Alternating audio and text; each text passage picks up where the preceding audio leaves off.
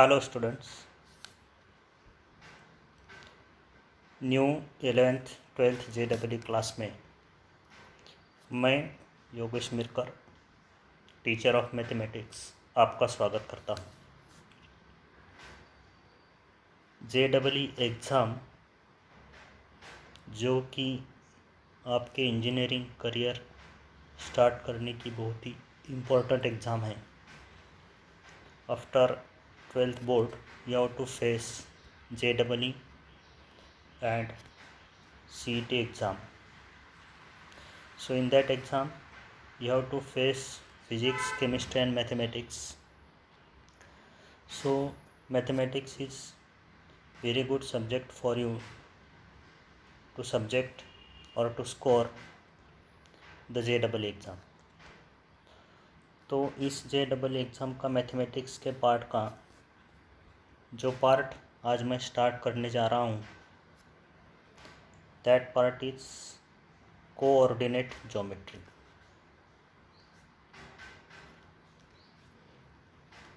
That part is coordinate geometry. So this section of is very important. So पहले मैं आपको JEE exam का जो मैथमेटिक्स सब्जेक्ट है, मैथमेटिक्स फॉर JEE, तो मैथमेटिक्स के क्वेश्चन पेपर्स में आपको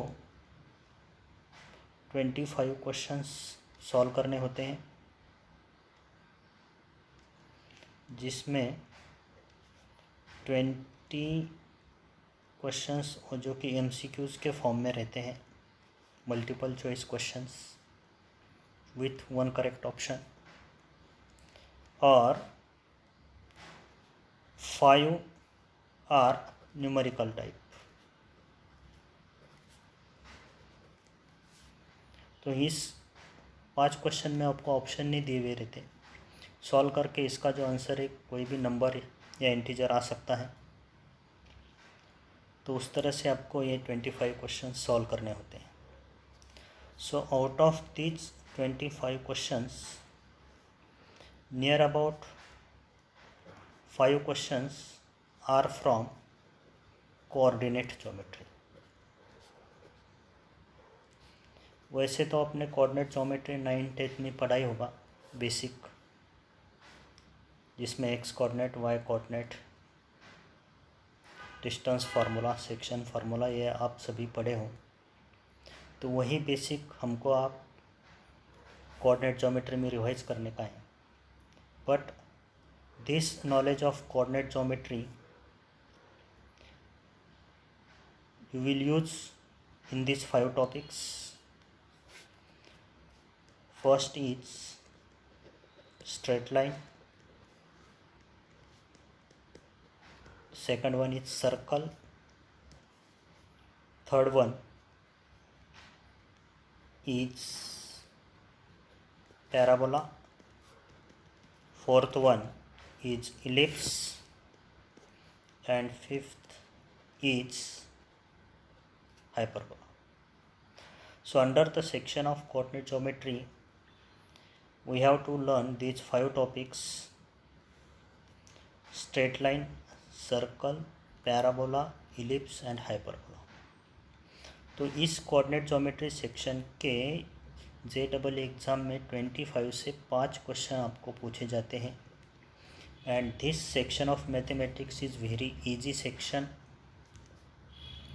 so you can easily solve the questions of coordinate geometry. Out of these 5 topics, these 3 topics comes under the conic section. In topic का study हम conic section में करेंगे। इन topic का जो सेक्शन है उसे कोनिक सेक्शन कहते हैं।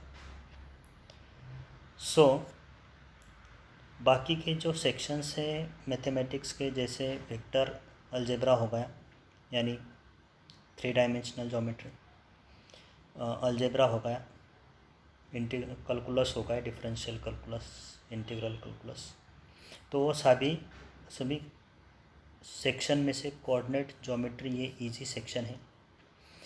And this section is conceptual. अगर आपके इन सभी टॉपिक्स के कंसेप्ट क्लियर हैं तो JEE एग्ज़ाम में पूछा गया कौन सा भी सवाल आप इजीली सॉल्व कर सकते हैं। तो जो नॉलेज हमें यूज़ करने का है straight line, circle, parabola, ellipse, hyperbola, इनके प्रॉब्लम सॉल्व करने में, तो इनका स्टडी करते हुए कहीं ना कहीं हमको कोऑर्डिनेट ज्योमेट्री अप्लाई करनी पड़ती है। तो ये कोऑर्डिनेट ज्योमेट्री पढ़ना हमें बहुत ज़रूरी है। तो हमें स्टार्ट करना है कोऑर्डिनेट ज्योमेट्री। तो चलिए देखते हैं इसका बेसिक कोऑर्डिनेट ज्योमेट्री जो कि आपका 9th-10th में हो चुका है। तो स्टार्ट करते हैं कोऑर्डिनेट ज्योमेट्री।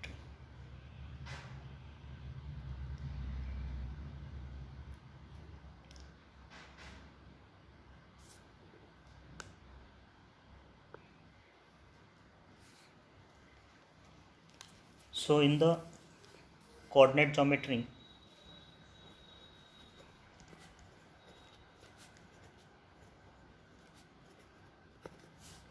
बेसिक पहला हम ले लेते हैं जो कि आपका 9th-10th में पहले से हो चुका है। तो पहला पॉइंट है कार्टेशियन सिस्टम। देखिए स्टूडेंट्स,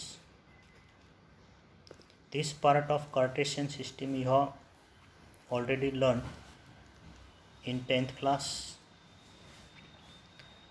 फिर भी हम इसको रिवाइज करेंगे, ज़्यादा डिटेल में नहीं जाएंगे।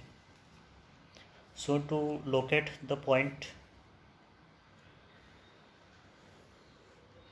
इन द प्लेन, और प्लेन में किसी पॉइंट की हमें पोजीशन फिक्स करने की है, तो उसके लिए हमें कार्टेशियन कोऑर्डिनेट्स देखने पड़ेंगे। So this plane is divided by these two perpendicular number lines called as x-axis and y-axis. Their point of intersection is called origin. Due to this x-axis and y-axis, this plane is divided into 4 parts. This first part is called as first quadrant. This part is called second quadrant. This part is called third quadrant. And this part is called as fourth quadrant. So this is xy plane in 2D. This area is bounded by positive x axis and y axis. यहाँ पे दोनों coordinates point के positive होंगे। ये negative x axis है, ये negative y axis है। So this is negative direction of x axis, this is positive direction of x axis, this is positive direction of y axis, this is negative direction of y axis. तो second quadrant में coordinates होते हैं minus plus, third quadrant में होते हैं minus minus, fourth quadrant में होते हैं plus minus. All this part you know very well. जब भी कोई पॉइंट इस प्लेन में होता है तो उस पॉइंट की पोजीशन पता करने के लिए हमें इस पॉइंट P से एक्स एक्सिस और वाई एक्सिस पे परपेंडिकुलर डालना होता है। So this point has 2 coordinates, और कोऑर्डिनेट्स मतलब इस पॉइंट का एक्स एक्सिस और वाई एक्सिस से डिस्टेंस कितना है। तो distance of this point P from y axis is called x coordinate, and distance of this point P from x axis is called y coordinate. So therefore coordinates of this point P are x and y. So horizontal distance x होता है, vertical distance y होता है। This is x coordinate and this is y coordinate. ये आपको पहले से पता है। ये भी आपको समझना चाहिए और आपको ध्यान में रखना चाहिए कि these x and y coordinates are also called as abscissa, and this y coordinate is also called as ordinate. तो एक्स कोऑर्डिनेट को एब्सिसा भी कहते हैं, वाई कोऑर्डिनेट को ऑर्डिनेट भी कहते हैं। सो दीज अल्टरनेटिव वर्ड्स आप भूले नहीं। अब चलते हैं पॉइंट्स ऑन द एक्सिस। अब ये जो पॉइंट है, सपोज ए पॉइंट, इस पॉइंट ए का वाई एक्सिस से डिस्टेंस देखें तो x है, और ए पॉइंट एक्स एक्सिस पे ही है, इसलिए इसका एक्स एक्सिस से डिस्टेंस 0 है। So distance from x axis Y coordinate, तो इसका वाई कोऑर्डिनेट 0 होता है। If this is the point on Y axis, इसका वाई एक्सिस से डिस्टेंस 0 है और इसका एक्स एक्सिस से डिस्टेंस y है, तो इसका y कोऑर्डिनेट y आएगा। So coordinates of any point on the X axis are x0। इसका मतलब एक्स एक्सिस पे कोई भी पॉइंट रहा तो उसका y कोऑर्डिनेट 0 होगा, और y एक्सिस पे कोई भी पॉइंट रहा तो उसका x कोऑर्डिनेट 0 होगा। So this is the basic of Cartesian system. ये आपको सभी को पहले से पता है, इसमें कुछ नया सीखने जैसा नहीं है, ओनली रिवीजन के लिए मैंने आपको ये पार्ट दिया। बाद में हम चलते हैं नेक्स्ट पॉइंट, उसमें हम पढ़ेंगे distance formula. So now we are going to see next part of coordinate geometry. उसे हम कहते हैं डिस्टेंस फार्मूला। तो देखिए स्टूडेंट्स, डिस्टेंस फार्मूला हमें कैसे यूज़ करने का है। तो हमें कोऑर्डिनेट्स मालूम हो गए। A point has two coordinates, x coordinate and y coordinate.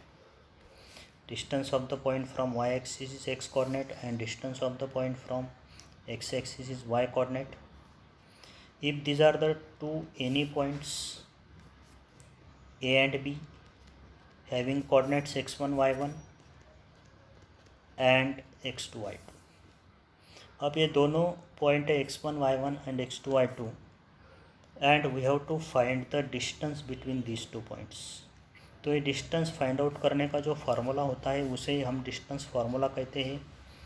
You know it very well, आपका पहले हो चुका है। So distance or length of AB segment AB having coordinates x1 y1 and x2 y2 is given by square root of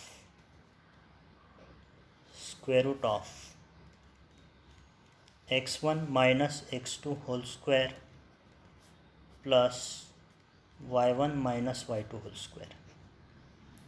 So this is called distance formula.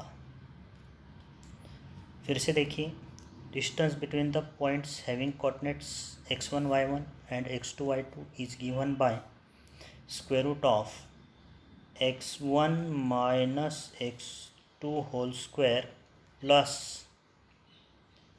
y1 minus y2 whole square. तो इस पे आपने 10th class में बहुत सारे problem solve किए होंगे, बहुत ही सिंपल है। और हमें कोऑर्डिनेट ज्योमेट्री के प्रॉब्लम सॉल्व करते समय बहुत ही बार इसका यूज़ करना पड़ता है। तो आपकी पहले तो प्रैक्टिस हो ही चुकी है, बट एक एग्जांपल देख लेते हैं। Suppose A point has coordinates 5, -2 and B point has coordinates 4, -3। तो इस दोनों पॉइंट का डिस्टेंस हमें फाइंड आउट करने का है। So length of A B is square root of x1 minus x2, तो x1 है 5 माइनस x2 है 4 का होल स्क्वायर प्लस y1 दिख रहा है -2 माइनस y2 है -3, तो माइनस माइनस प्लस 3 का होल स्क्वायर। तो देखिए 5 - 1 5 - 4 1 1 का स्क्वायर 1, 3 - 2 1 1 का square 1। So distance between this two points is square root of 2। तो इस तरह से हम डिस्टेंस फार्मूला यूज़ करते हैं। डिस्टेंस फार्मूला के और कुछ छोटे छोटे पॉइंट्स हैं, वो भी हम डिस्कस करेंगे। इसको हम नोट में देखते हैं। if there is any point whose coordinates are x comma y, then distance of this point P from origin is given by square root of x square plus y square. So length of point P x comma y from origin is given by root of x square plus y square. क्योंकि अगर distance formula use करते हैं तो origin के coordinates 0 0 हैं, आपको पहले से पता है। तो यहाँ x2 y2 becomes 0 0, x1 y1 becomes x comma y। तो इसको हम इस फार्मूले में लिखेंगे तो length of O P will become root of X square plus Y square.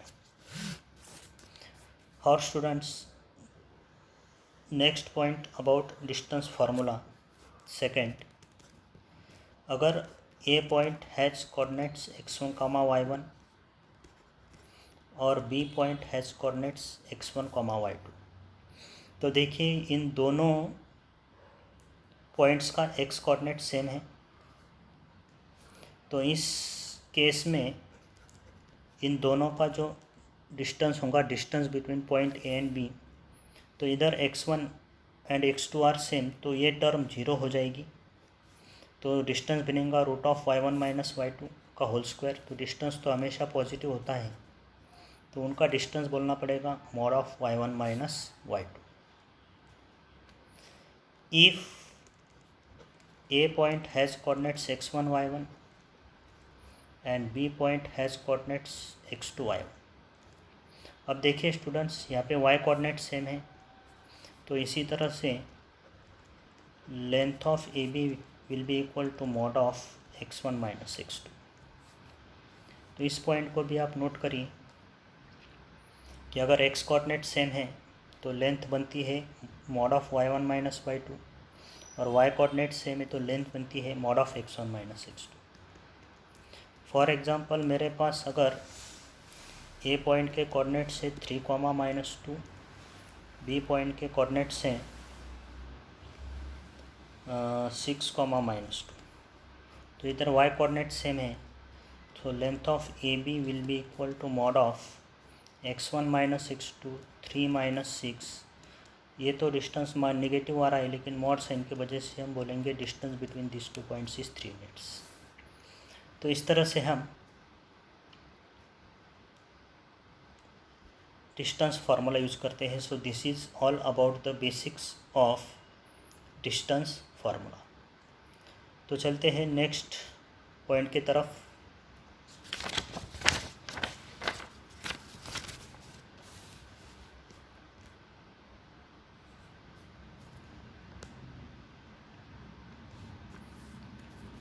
तो नेक्स्ट पॉइंट जो हमें देखने का है कोऑर्डिनेट ज्योमेट्री में, वो आता है सेक्शन फार्मूले।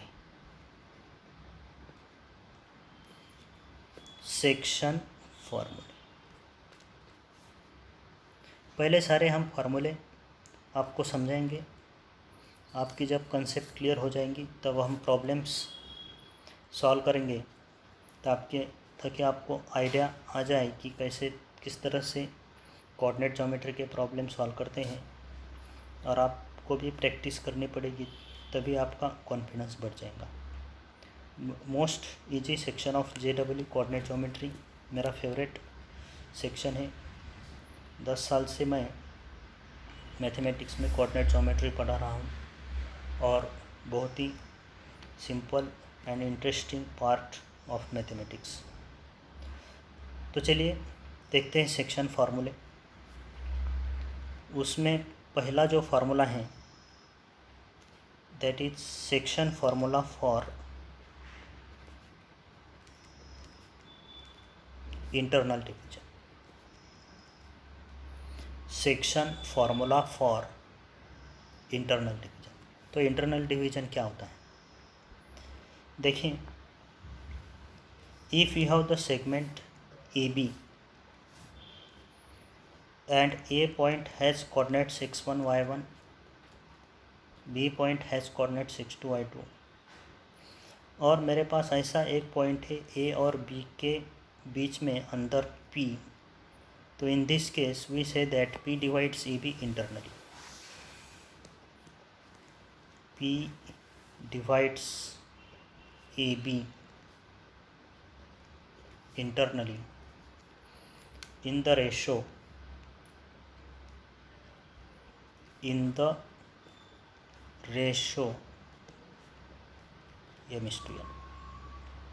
तो ये रेशो m/n है। तो रेशो का मतलब आप मालूम होगा AP/PB या AP/PB, ये रेशो होगा m/n. तो in this case we have to find the coordinates of point P. आपको पहले से पता है P पॉइंट के कोऑर्डिनेट्स क्या होते हैं। तो m को लेके जाएंगे B के तरफ, n को लेके जाएंगे A के पास। फार्मूला आपको इस तरह से याद रखने का है P पॉइंट का x कोऑर्डिनेट और y कोऑर्डिनेट। तो देखिए बच्चों, x कोऑर्डिनेट होता है इसका mx2 + nx1 / m+n, mx2 + nx1 / m+n। And इसका y कोऑर्डिनेट होता है my2 + ny1 / m+n. So this formula is called as section formula for internal division. तो इंटरनल डिवीजन क्या होता है? अगर किसी दो पॉइंट को ज्वाइन करने वाले सेगमेंट में कोई पॉइंट आता है तो वो पॉइंट उस सेगमेंट को इंटरनली डिवाइड करता है। अगर डिवाइड करने का रेशो m/n है तो इस फार्मूले से हम उस पॉइंट के कोऑर्डिनेट्स निकाल सकते हैं। mx2 + nx1 / m+n ये x कोऑर्डिनेट है, my2 + ny1 / m+n ये y कोऑर्डिनेट है। तो इसको याद रखिए, नोट कीजिए। फिर चलते हैं हम इंटरनल डिवीजन के बाद external division. External division formula after internal division, second number is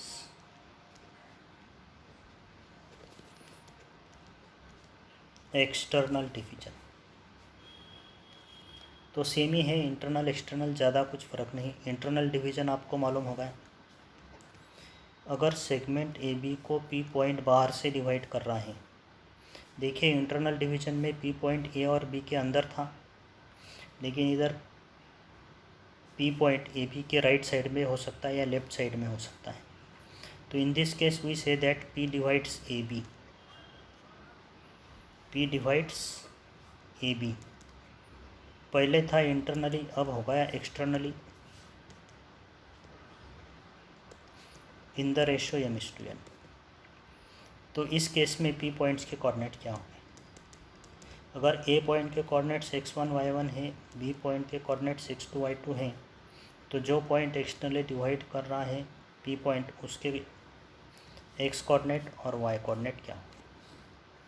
तो इसका x कोऑर्डिनेट होगा, अब इंटरनल डिवीजन में प्लस साइन है तो एक्सटर्नल डिवीजन में माइनस साइन है।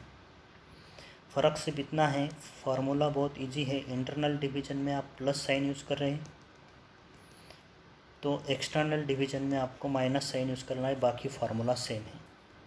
तो P का x कोऑर्डिनेट बनेगा mx2 - nx1 / m-n,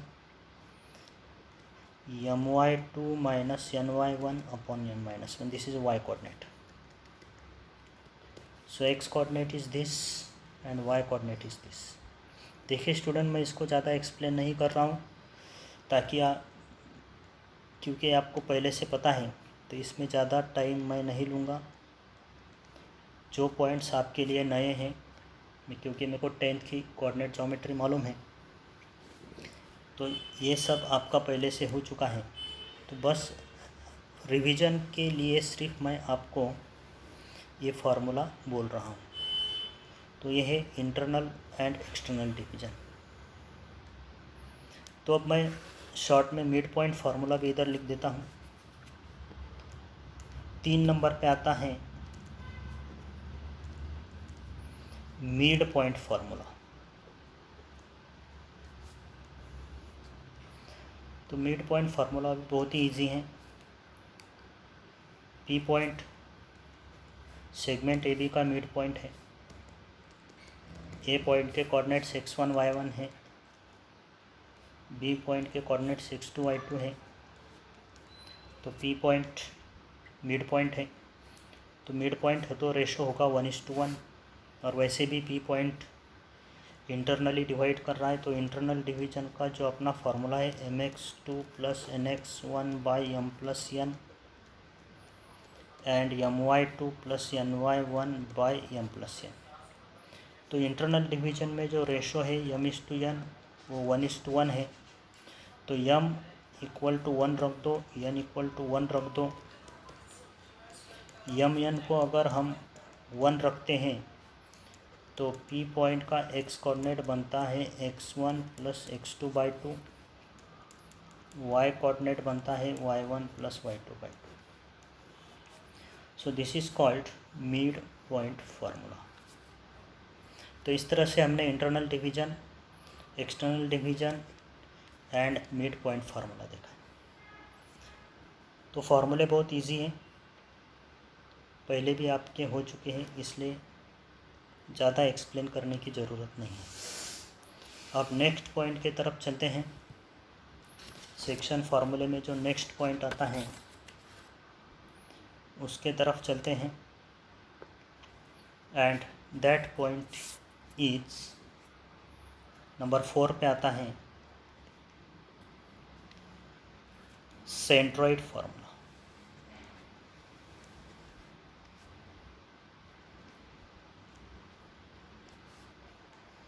centroid formula. तो पहले हम ये देखेंगे कि what is the centroid. Centroid किसे कहते हैं? तो देखिए बच्चों, आप डेफिनेशन नोट करो।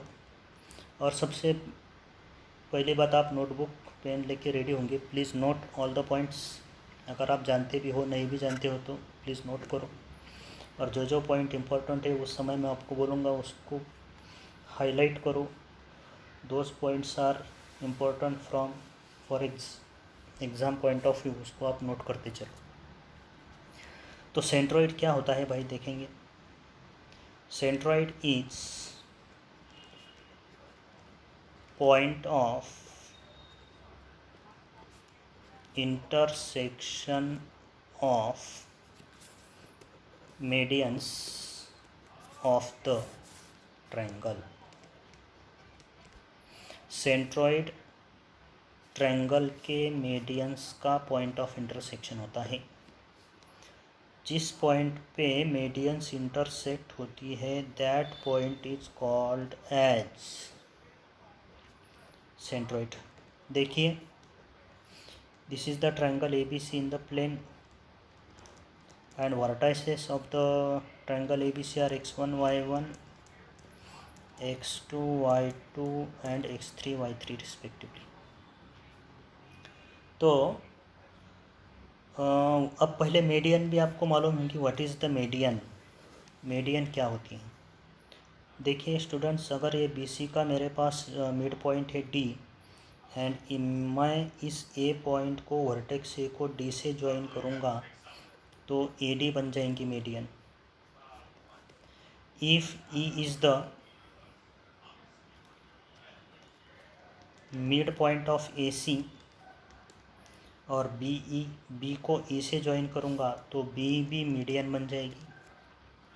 अगर AB का मिड पॉइंट F है तो मैं C पॉइंट को F से ज्वाइन कर दूँगा तो ये CF भी क्या बनेगी, मीडियन। तो मीडियन क्या होती है? Segment joining the vertex to the mid point of opposite side. Opposite side की जो मिड पॉइंट है उसको ज्वाइन करने से मीडियन बनती है। So all this 3 medians of the triangle are concurrent. Concurrent यानी कि एक ही पॉइंट से पास होती है and that point of concurrency is called centroid and that is denoted by G। तो उसका फार्मूला ऐसा है कि सेंट्रॉइड G हमें फाइंड आउट करने का है। तीनों वर्टाइसिस के कोऑर्डिनेट्स मालूम हैं, x1 y1, x2 y2 and x3 y3। So this centroid of the triangle बहुत ही सिंपल फार्मूला है, very simple formula. X coordinate है x1 plus x2 plus x3/3 और y कोऑर्डिनेट है y1 plus y2 plus y3/3। देखिए कितना simple formula है centroid का। x कोऑर्डिनेट होता है x1 plus x2 plus x3/3, y coordinate होता है y1 plus y2 plus y3/3। So this formula is called as centroid formula. Centroid के बारे में बहुत सारे इंपॉर्टेंट पॉइंट्स है जो कि आपके 10th में शायद नहीं हुए हैं, उसको अब यहाँ से देखेंगे। So please note each and every point. Note में हम मेंशन करेंगे सबसे पहला पॉइंट कि सेंट्रोइड जो होता है ट्रायंगल का, अगर ए ट्रायंगल ए बी सी है, डी मिड पॉइंट है बी सी का, ए डी मीडियन है, तो देखिए ए डी मीडियन पे ही सेंट्रोइड है कि नहीं। तो जहाँ पे कहाँ पे सेंट्रोइड होगा वो सेंट्रोइड हर एक मीडियन को इंटरनली डिवाइड करता है 2:1। ए जी इज टू जी डी, ये रेशो होता है 2:1। Centroid divides median, centroid divides median internally in the ratio 2:1। इसको नोट करो, सेंट्रोइड मीडियन को इंटरनली डिवाइड करता है in the ratio 2:1। Standard result, ये पहला रिजल्ट आप नोट करो। बाकी के रिजल्ट्स मैं आपको एक्सप्लेन करता हूँ जो कि बहुत ही इम्पोर्टेंट है। तो चलते हैं सेकंड पॉइंट ऑफ सेंट्रोइड। तो सेकंड पॉइंट ऑफ सेंट्रोइड के पास चलते हैं।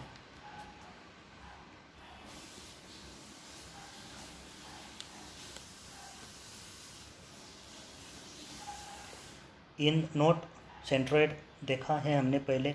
Centroid is point of intersection of medians and centroid formula is x1 plus x2 plus x3/3। X coordinate and y coordinate is y1 plus y2 plus y3/3। Important points for centroid, पहला हमने देखा centroid divides each median internally in the ratio 2:1। Second point की तरफ चलते हैं। तो second point about the centroid, तो देखिए students, I have this triangle ABC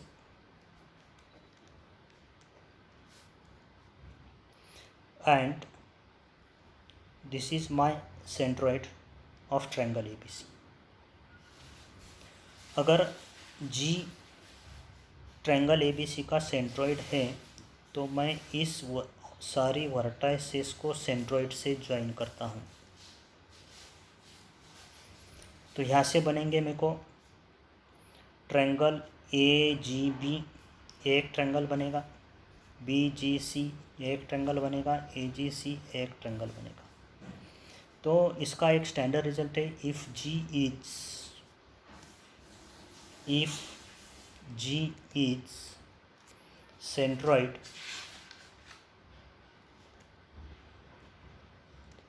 of triangle ABC, if G is centroid of triangle ABC, then important point है, ध्यान दो, area of triangle AGB a triangle, area of triangle BGC, area of triangle AGC, तीनों triangle के area equal होते हैं। Area of triangle AGB, area of triangle BGC and area of triangle AGC, तीनों triangle के area equal है and all this areas are equal to 1/3 of area of triangle ABC। क्योंकि इन तीनों triangle के area की सम ही triangle ABC के इतनी होगी। तो इन तीनों ट्रायंगल को ऐड करके 3 times area of triangle A G B लिखा जा सकता है, and therefore area of triangle A G B is equal to 1/3 area of triangle A B C. Very important point, इसको नोट कीजिए। अब चलते हैं थर्ड पॉइंट की तरफ। Students please note the points which you are not learn earlier in the 10th class. Take it seriously. कौन सा भी पॉइंट किसी भी क्वेश्चन में आपको काम आ सकता है। So this is the second point. पहले पॉइंट में हमने देखा कि सेंट्रोइड मीडियन को इंटरनली डिवाइड करता है इन द रेशो 1:1, और इस पॉइंट में हमने देखा अगर centroid triangle A B C का सेंट्रोइड जी है तो जो 3 ट्रायंगल बीच में बन रहे हैं उन तीनों ट्रायंगल का एरिया सेम है, और each area of triangle is equal to 1/3 of original triangle यानी गिवन ट्रायंगल। अब चलते हैं थर्ड पॉइंट की तरफ। Next third point,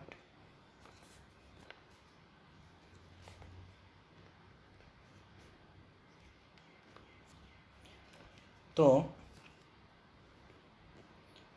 in third देखिए मेरे पास ये ट्रायंगल ए बी सी है। This is the triangle A B C and I have the midpoints of the sides D, E, F. D, E, F are the midpoints of the sides BC, AC and EB. D, E, F are midpoints of sides of triangle ABC. तो इस mid point को मैं join करता हूँ तो बनेगा triangle D E F. तो इसके 2 रिज़ल्ट हैं। तो पहला रिज़ल्ट ऐसा है बच्चों, ध्यान दो कि डी ई एफ ट्रायंगल का सेंट्रॉइड और ए बी सी ट्रायंगल का सेंट्रॉइड सेम होता है। Centroid of triangle D E F coincides with centroid of triangle ABC। बात समझ लो कि centroid of the triangle formed by joining the midpoints of the sides coincides with the centroid of given triangle। Very important problem. अगर आपको question में ABC के vertices दिए हैं और ट्रायंगल डी एफ का सेंट्रॉइड पूछते हैं तो मिड पॉइंट फार्मूले से D E F find out करने की ज़रूरत नहीं है। ट्रायंगल ए बी सी का सेंट्रॉइड जहाँ पे है वहीं पे ट्रायंगल डी एफ का सेंट्रॉइड रहेगा। Please note this point. And next fourth point of centroid related to centroid या मिड पॉइंट बोल सकते हैं। अब ये this is also very important point. देखिए